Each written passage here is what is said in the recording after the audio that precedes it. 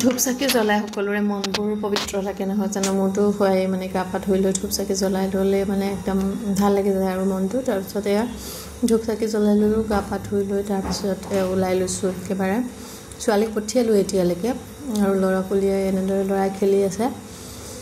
তাৰপিছত আকৌ কাপোৰখিনি মই ধুই থৈছিলোঁ এইখিনিওতো মেলি থৈ যাব লাগিব মেলিবৰ কাৰণে লৈ লৈছোঁ বাল্টিটোতে ঢেৰ হৈছে কাপোৰ প্ৰত্যেক দিনাই ওলাই থাকে আৰু তাৰপিছত এই ছাইড বেগবোৰ আছিলে এইখিনিও মই ধুই ৰ'দত শুকুৱাই থৈ যাম একেবাৰে মই ৰেডিয়ে হ'লোঁ চাহ খাবলৈ বাকী আছে কথোন ল'ৰাক থ'ম ভেনত তাৰপিছত উভতি আহি চাহ খাম এয়া চুলিখিনিও অলপ ভাল ওলাই আহিছেগৈ বাৰু ল'ৰাৰ ভেন আহিলে ল'ৰাক থ'লোগৈ তাৰপিছত এয়া শেৱালি ফুলজোপি ইমান ধুনীয়াকৈ সৰি আছে ৰাতি গোন্ধটো বেছি ভাল লাগে শেৱালি ফুলৰ ধুনীয়াকৈ আমোল মোলাই থাকে গোটেই অঞ্চলটোতে তাৰপিছত মই চাহ তাহ খাই লৈ আকৌ নিজে স্কুললৈকে বুলি ওলালোঁ এয়া যিহেতু টেম্পুতহে যাব লাগে গাড়ীৰ কাৰণেতো ৰখিবই লাগিব আৰু এয়া স্কুল গৈ পালোঁগৈ আৰু এয়া ফুলবোৰে দেখাই লৈছোঁ আজি প্ৰথমতে হালধীয়া একদম ভিন্ন ধৰণৰ হালধীয়া আৰু এবিধ আৰু এবিধ ইমান ধুনীয়াকৈ ফুলি আছে মানে গোটেই স্কুলখনে ধুনীয়া কৰি ৰাখে ফুলবোৰে আৰু বাকী ফুলবোৰো দেখাম অলপ অলপকৈ আৰু এবিধ দেখিছে কালাৰটো যে ইমান ধুনীয়া আৰু এনেকুৱা পাতৰ ফুলবোৰো আছে এনেদৰে আছে আৰু এতিয়া ঠাণ্ডাকালি ফুলিব আৰু ফুলবোৰ লাহেকৈ এয়া ক্ৰতনজোপাও ধুনীয়া হৈ আছে আৰু এইজোপা যে একদম 12 মাহে ধুনীয়াকৈ ফুলি থাকে খোপাটোৰ নিচিনাকৈ আৰু এয়া পিচ লিলি বগা এপাহে আছে দেই এতিয়া কিন্তু ধুনীয়া হৈ আছে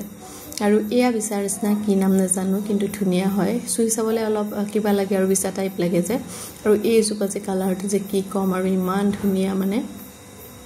12 মাহে ফুলে আৰু অপৰাজিতাটো 12 মাহে ফুলে আৰু পিংকত আৰু এইফালে হোৱাইটতো আছে এয়া দেখিছে বৰ ধুনীয়াকৈ ফুলি আছে আৰু এয়া জেসমিন ধুনীয়াকৈ ফুলি আছে আৰু বাকি এয়া আকৌ এবাৰ দেখাই দিলোঁ ইমানে ফুলে মানে ফুলজোপাই তাৰপিছতে আমাৰ প্ৰাৰ্থনাৰ কাৰণে ৰেডি হ'বলৈ হৈ গ'ল আৰু তাহাঁতি সময়টো গম পাই নিজে আৰু এনেদৰে ৰেডি হয় আৰু যেতিয়া ফাইনেল বেল দিয়ে তেতিয়া প্ৰাৰ্থনা ষ্টাৰ্ট হৈ যায় আৰু এনেদৰে 2-3 গৰাকীমান ক্লাছ 5ৰ ষ্টুডেণ্টে লিড লয় আৰু বাকীবোৰে লগতে আৰু গাবলৈ আৰম্ভ কৰে প্ৰাৰ্থনা এনেদৰে এয়া বৰ চিঞৰ বাখৰ এইটো সময়ত মানে প্ৰাৰ্থনাৰ কাৰণে যেতিয়া সাজু হ'বলৈ হয় সেইটো সময়ত পুৰা চিঞৰ বাখৰ লাগি যায় তাহাঁতৰ মাজত প্ৰাৰ্থনাৰ শেষত আমি গ'লোঁ ক্লাছলৈ ল'ৰা ছোৱালীও ক্লাছলৈ গ'ল আৰু তাৰপিছত এয়া ক শ্ৰেণীৰ ছাত্ৰীখিনিক মই এটেণ্ডেঞ্চ ল'বৰ কাৰণে সোমাইছিলোঁ অলপমান ভিডিঅ' কৰি ৰাখিছিলোঁ কম আহিছে আজি ইয়াত 18টামান আছে বাকী এয়া ক্লাছ 3 ইয়াতো কমেই ষ্টুডেণ্ট আছে এটা এবচেণ্ট বাকী গোটেইখিনি আহিছে আৰু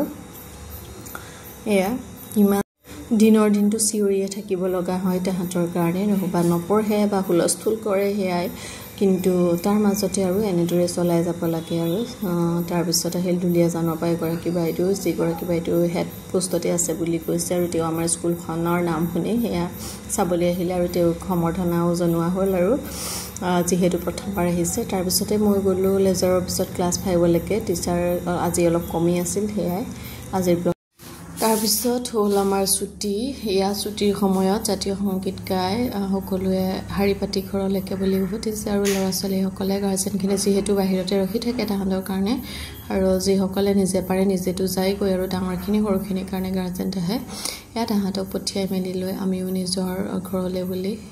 দিনটোলৈ মানে আজৰি এয়া আজিৰ ব্লগটো মানে বাই বাই